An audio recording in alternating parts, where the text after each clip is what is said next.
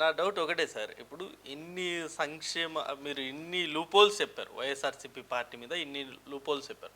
But ఇవన్నీ జనాలకు అర్థమైందా? నిజంగా వాళ్ళు జనాలు చాలా తెలివైన వాళ్ళు. ఆ, మనం ఏమనుకున్నాము, ఇంతకంటే ఎక్కువ సంక్షేమ కార్యక్రమాలు పెట్టాడు కేసీఆర్. ఆ, నన్ను అడిగితే అవును 3 బెడ్ హౌస్ కానీ అవును డెవలప్మెంట్ బంధు, కానీ రైతు ఆ బంధు, డెవలప్మెంట్ చేశాడు. అవును వాటర్ ఫెసిలిటీస్ ఇచ్చాడు. అవును ఆ కాళేశ్వరం ప్రాజెక్టు, పాడు పతికెట్టు, ఉమ్, అన్ని సంక్షేమ పథకాలు ఇచ్చాడు. అవును ఈయన మాత్రం కష్టాదింపు చర్య చేయలేదు. అవును అయినప్పటికీ ఆయన ఓడిచ్చారు. ఓడించారు. ఇక్కడ సంక్షేమ కార్యక్రమాలు నిల్లు, అంటే సంక్షేమ కార్యక్రమాలు చాలా తక్కువ, అభివృద్ధి కార్యక్రమాలు నిల్లు, కష్టాదింపు చర్య ఎక్కువ. ఆ, ఆయన్నే ఓడిచ్చి నేను ఇచ్చిపెడతారా? ఉమ్, ప్రజలు చాలా చాలా తెలివైన వాళ్ళు. ఒక్క ఛాన్స్ అంటూనే అందరూ స్పందించారు. ఉమ్, ఇదే చివరి ఛాన్స్ అంటే అందరూ స్పందిస్తారు. ఆయన ఎట్లా గెలిస్తే నాకు అర్థం కాలేదు. ఒకవైపున తెలుగుదేశం పార్టీ, ఒకవైపున జనసేన పార్టీ, ఒకవైపున బీజేపీ పార్టీ, ఒక పక్కన సిపిఐ, ఒక పక్కన సిపిఎం. ఈ రాష్ట్రంలో ఉండే అన్ని పార్టీలు కూడా ఒకే ఆలోచనతో ఉన్నాయి. జగన్మోహన్ రెడ్డి సార్ అధికారంలోకి వస్తే ఎవ్వరు ఇక్కడ ఉండాల్సిన పని లేదు, వేరే రాష్ట్రాలకు పోవాల్సి వస్తుంది అని అందరూ నెగటివ్ ప్రభుత్వ వ్యతిరేక ఓటు చీలిపోకూడదని చెప్పి అందరూ ఒక తాటి మీదకి వస్తున్నారు. ఇది ఒకటి. రెండో, ఉద్యోగస్తులు ఎప్పుడు లేని విధంగా రోడ్డు మీదకి వచ్చారు. అందరూ అన్ని రకాల ఉద్యోగస్తులు. ఆ ఉద్యోగస్తుల్లో 99.9% వ్యతిరేకత ఉంది. పెన్షన్ తీసుకోండి, ప్రభుత్వ ఉద్యోగులు తీసుకోండి, అదేవిధంగా యువత తీసుకోండి, అంగన్వాడీ తీసుకోండి, ఆశా వర్కర్ తీసుకోండి, వాలంటీర్లు తీసుకోండి. ప్రతి ఒక్కరూ జీతాలు సరిగా రాకపోవడం వల్ల, జీతాలు పెంచకపోవడం వల్ల, అలవెన్స్లు ఇవ్వకపోవడం వల్ల ఇదేం ప్రభుత్వం రా, ఇది వస్తే మాకేమో దిక్కేలేదని వాళ్ళు ఓ పక్కన దాడి చేస్తున్నారు. ఈ 2 దాడులే కాకుండా ఇంట్లో దాడి మొదలైంది. వాళ్ళ చిన్నాయన చనిపోతే ఒక రాష్ట్ర ముఖ్యమంత్రిగా ఉండి వాళ్ళ చిన్నాయన కేసు పరిష్కారం చేయలేని వ్యక్తి, ఇంట్లో చెల్లెలకు న్యాయం చేయలేని వ్యక్తి, ఇంట్లో ఉండోళ్ళ కంట్రోల్ చేయని వ్యక్తి, ఇంట్లో వాళ్ళతో సరిగలిగిన వ్యక్తి ఈ రాష్ట్రాన్ని ఏ విధంగా సక్రమంగా సర్దిద్దగలడు? ఇంటినే సర్దిద్దలేకపోతున్నాడు. ఒక చెల్లిని, ఒక తల్లిని వదిలేశాడు. వాళ్ళలోనే అసంతృప్తి వచ్చింది. ఒక చిన్న ఇంటిలో కంట్రోల్ చేయలేని వ్యక్తి, ఒక చిన్న ఇంటిని సర్దిద్దలేని వ్యక్తి ఇంత పెద్ద ఆంధ్రప్రదేశ్ సర్దిద్దాడితే నమ్మశక్యమవుతుందా? కాబట్టి అన్ని విధాలుగా కర్నూలు చావుకు 1000 కారణాలు అన్నట్లు ఈసారి జగన్మోహన్ రెడ్డి అపజయానికి ఇన్ని కారణాలు గమనిస్తే అన్ని వైపుల నుంచి దాడి మొదలైంది. ఇంకా అదనంగా ఇంకో దాడి వచ్చింది. ఇప్పుడు ఇన్ఛార్జ్ మార్చాడు. వాళ్ళకి కష్టపడి ఉంటారు, వాళ్ళకి క్యాడర్ ఉంటుంది. కెలగబెట్టినట్లు పైకి రాయేసి తల కింద పెట్టినట్లు. కాబట్టి ఆ విధంగా అబద్ధతాభావం ఎమ్మెల్యేలు వచ్చేసింది, నాయకులు వచ్చేసింది. కార్యకర్త నాయకులు జగన్మోహన్ రెడ్డి మేము సంపాదించుకోవచ్చు, వర్కులు వస్తాయి అనుకున్న వాళ్ళంతా క్యాడర్ అంతా పూర్తి వ్యతిరేకత అయిపోయింది.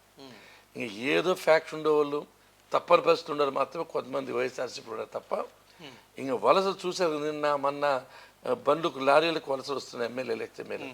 ఈ విధంగా ఈ థర్డ్ ప్రయోగం వస్తే ఇంకా కొంతమంది వచ్చేస్తారు. నాకు తెలిసి జగన్మోహన్ రెడ్డి కష్టకాలం మొదలైంది.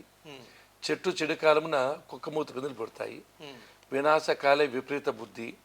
ఆయన చేసేటివన్నీ లాస్ట్ కానికే చుట్టుకుంటున్నాయి, తనంతకు తాను స్వయంకృతాపరాధం చేసుకుంటున్నారు. ఇప్పుడు ఇంకోటి సార్, ఇప్పుడు ఈవెన్ వైసీపీ నాయకులు కావచ్చు, జగన్ గారు చెప్పింది గతంలో ఏమీ చేయలేదు కాబట్టి బాబుని ఓడించారు, ఈసారి కూడా బాబుని నమ్మే పరిస్థితి లేదు.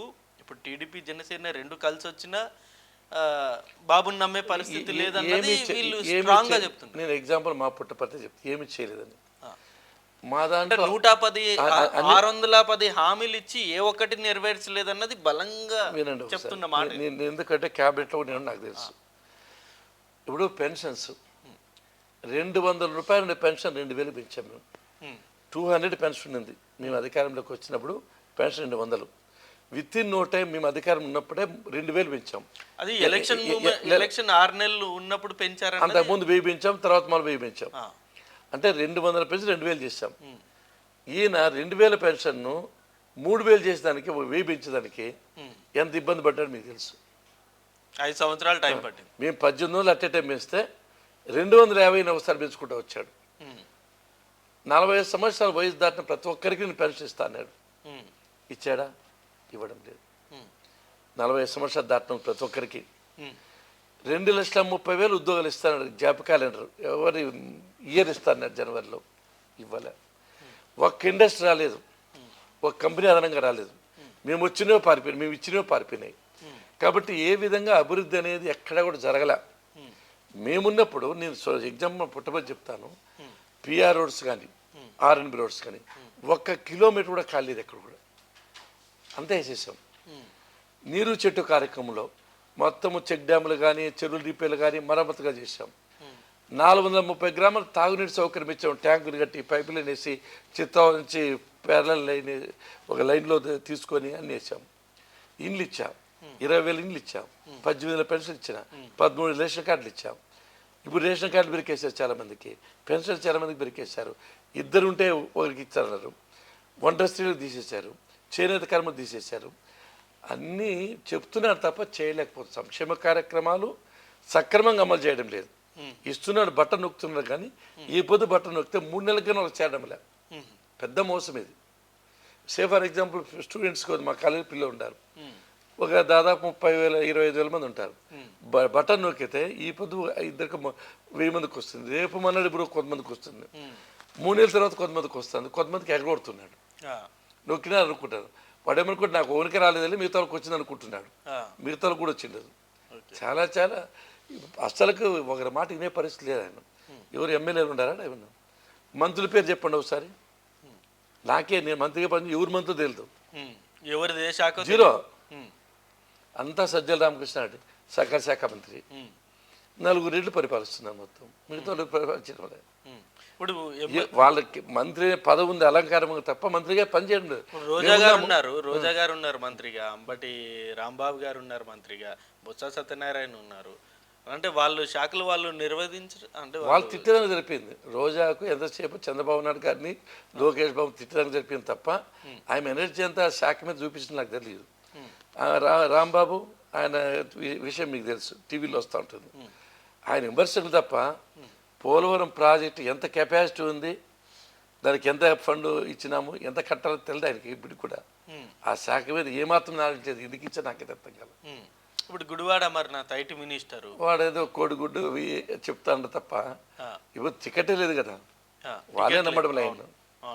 కాబట్టి మంత్రులకు కొద్దిగా స్వేచ్ఛ కూడా లేదు, మంత్రులు డిస్కషన్ లేదు, మంత్రులు వాళ్ళ శాఖ గురించి మాట్లాడడం లేదు. ఒక సజ్జల రామకృష్ణ అందరి శాఖల గురించి మాట్లాడుతా అంటే ఎందుకంటే మనం ఏముంటుంది? మంత్రిగా ఉన్నోడు మేము ఉన్నాము, 6 శాఖలు పనిచేసా, నేను రెవెన్యూ నా శాఖలు చేస్తా, నా శాఖ నుంచి నేను స్టేట్మెంట్ ఇస్తా. మధ్యలో ఎవరు రాలేదు, సజ్జల రామకృష్ణ మాకు ఎవరు లేరు కదా. మొత్తం అంతా ఆయనే ముఖ్యమంత్రి, షాడో ముఖ్యమంత్రి. ముఖ్యమంత్రి కూడా ఏం లేదు, అంతా అయిందే ఉన్నట్లుంది. సజ్జల రామకృష్ణారెడ్డి గారిది మొత్తం వచ్చి వనరులు తీసుకోవడము, ఆయనకి హ్యాండ్ ఓవర్ చేయడము, మంత్రులది అందరిది డిసైడ్ చేయడము, అంతా ఆయన తప్ప. కానీ వాళ్ళు జగన్ గారిని ఒక దేవుడిలాగా ఆరాధిస్తుంటారు, ప్రతి సభలోనూ అదే చెప్తుంటారు. రోజా కావచ్చు, వీళ్ళందరూ మంత్రుల దగ్గర నుండి కింద స్థాయి నాయకుల వరకు ప్రతి ఒక్కరు జగన్ గారిని దేవుడిలానే సంబోధిస్తుంటారు కదా. అంటే వాళ్ళకు ఏమీ లేకపోయినా పదవులు ఇచ్చాడు అనే కృతజ్ఞత ఏమో, కానీ కరెక్ట్ కూడా కాదు, అంత అవసరం లేదు. వాళ్ళు ఎందుకు అట్లా చేస్తున్నారో వాళ్ళకి రాజకీయ భవిష్యత్తు ముందు కూడా నాకు తెలిసి. ఇప్పుడు ఏదైనా మితిమీరి చేయకూడదు. చెప్పచ్చు మా నాయకుడు సంవత్సరం చెప్పుకోవచ్చు, కానీ ఏదో దేవుడు అల్లా జేసస్ క్రీస్తు శ్రీరామచంద్ర చెప్పేదానికి కరెక్ట్ కాదు. ఇప్పుడు టీడీపీ సోలోగా రాకుండా జనసేనతో కలిసి రావడం వల్ల టీడీపీకి మైనస్ ఎంత ఉందో ప్లస్ ఎంత ఉందో మైనస్ కూడా అంతే ఉందన్నది బయట ప్రచారం. అట్లా అర్థం. ఎందుకంటే ఇప్పుడు ఫర్ ఎగ్జాంపుల్ సర్కార్ ఉభయ గోదావరి జిల్లాలు ఉన్నాయి, ఆడ కాపు కమ్మ మెజారిటీ ఉండేది. కమ్మోలు మాతో ఉంటారు దాదాపు, కాపులు ఆయన మీద అభిమానం ఉన్నారు. రెండు కలిస్తే మంచి రిజల్ట్స్ వస్తాయి. కలుస్తారా కమ్మోళ్ళు కాపోళ్ళు కలుస్తారా? డెఫినెట్గా ఈసారి ఎప్పుడు అంటే ఇరు వర్గాలకి ఎప్పటికీ పడదు, ఇరు వర్గాలు ఎప్పుడు యాంటీగానే ఉంటాయన్నది ప్రచారం. 2014లో జనసేన మాతో ఉండడం వల్ల మాకు అవకాశం వచ్చింది. 2019లో జనసేన లేకపోవడం వల్ల కొన్ని సీట్లు పోయాయి. కాబట్టి అదనంగా జనసేన వల్ల మాకు వాళ్ళకు అవకాశం ఉంది, మాకు అవకాశం ఉంది. వాళ్ళు స్వతంత్రంగా పోటీ చేస్తే ఉపయోగం ఉండదు, మాతో కలిసి పోటీ చేస్తే వాళ్ళకు వస్తాయి. మాకు వాళ్ళతో కలిస్తే ఎడ్జ్లో ఉండేటువంటి గెలుస్తాం. కాబట్టి వాళ్ళు సహకరించడం వల్ల మాకు అడ్వాంటేజే. ఇప్పుడు మీరు సోలోగా టీడీపీ పోటీ చేస్తే గెలిచే అవకాశం లేదా? గెలుస్తాం, గెలవకపోయిన ప్రశ్న లేదు, కానీ వాళ్ళు వస్తే మరింత అడ్వాంటేజ్. అడ్వాంటేజ్. ఇప్పుడు మీరు జగన్ గారి మీద ఇంత వ్యతిరేకత అని చెప్పారు. మరి టీడీపీనే 175 స్థానాల్లో పోటీ చేస్తే సింగిల్ మెజార్టీ మీకు రావచ్చు. అంటే జనసేన మాతో సహకరిస్తాం కాబట్టి చేస్తున్నాం. ఒకవేళ జనసేన సహకరించిన పోటీ చేయక తప్పదు కదా మాకు. సో ఇప్పుడు పవన్ కళ్యాణ్ గారు రావడం వల్ల చాలా అడ్వాంటేజ్ డెఫినెట్గా ప్రజల్లో ఒక సిగ్నల్స్ పోతాయి. అన్ని ప్రతిపక్షాలు ఏకమైతే డెఫినెట్గా జగన్మోహన్ రెడ్డికి ఇబ్బంది వస్తుంది, ఓట్లు చీలిపోవు. అడ్వాంటేజ్. ఇప్పుడు షర్మిల వచ్చాను మేడం, షర్మిల కాంగ్రెస్లో వస్తే చాలా ఓట్లు వైఎస్ఆర్సీపీలో అవుతుంది, అది కూడా మాకు అడ్వాంటేజ్. ఇప్పుడు షర్మిల గారి ఎంట్రీ వల్ల దెబ్బ టీడీపీ పార్టీ జనసేన పార్టీకే అంటున్నారు ఇప్పుడు. ఎందుకంటే ప్రభుత్వం మీద ఉన్న వ్యతిరేక ఓట్లు ఈమె ఎంతో కొంత చీల్చగలిగితే అది బెనిఫిట్ జగన్ గారికి. అంటే ప్రభుత్వం వ్యతిరేక ఓట్లే కాకుండా ప్రభుత్వంలో ఉండే వైఎస్ఆర్సీపీ కాంగ్రెస్ నుంచి వచ్చింది వైఎస్ఆర్సీపీ. చాలా మంది కాంగ్రెస్లో వైఎస్ఆర్సీపీలో ఉంటారు కాబట్టి వైఎస్ఆర్సీపీలో అసంతృప్తులకు ఇక్కడ వచ్చే అవకాశం ఉంటుంది, కాబట్టి ఓటు శాతం వాళ్ళ తగ్గుతుంది.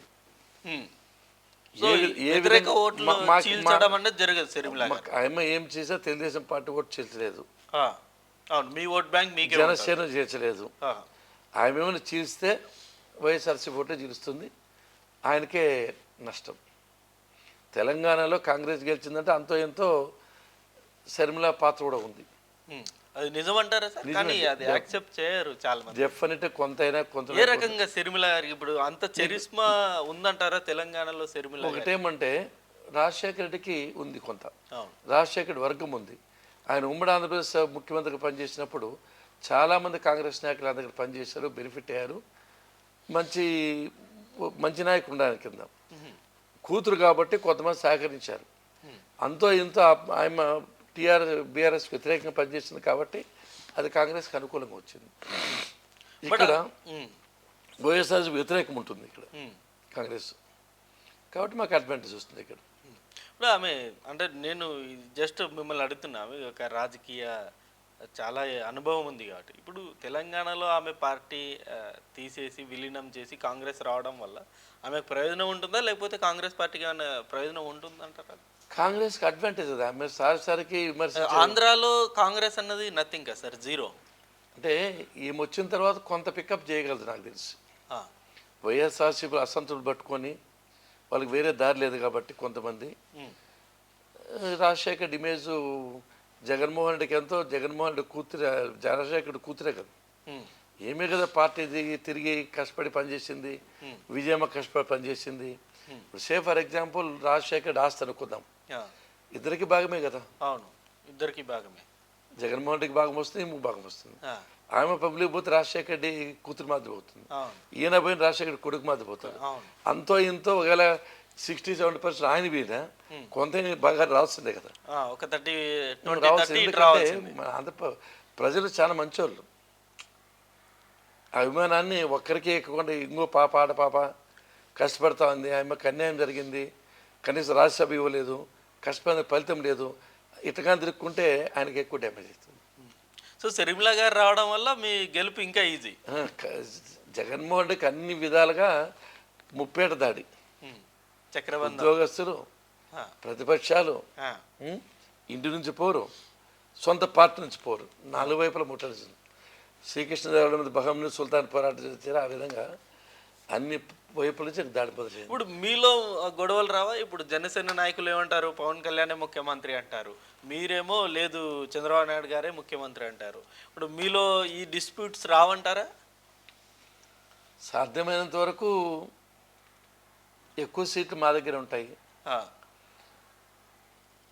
చంద్రబాబు నాయుడు గారు ముఖ్యమంత్రి ఎన్నికలు పోతున్నామంతా నాకు తెలిసి.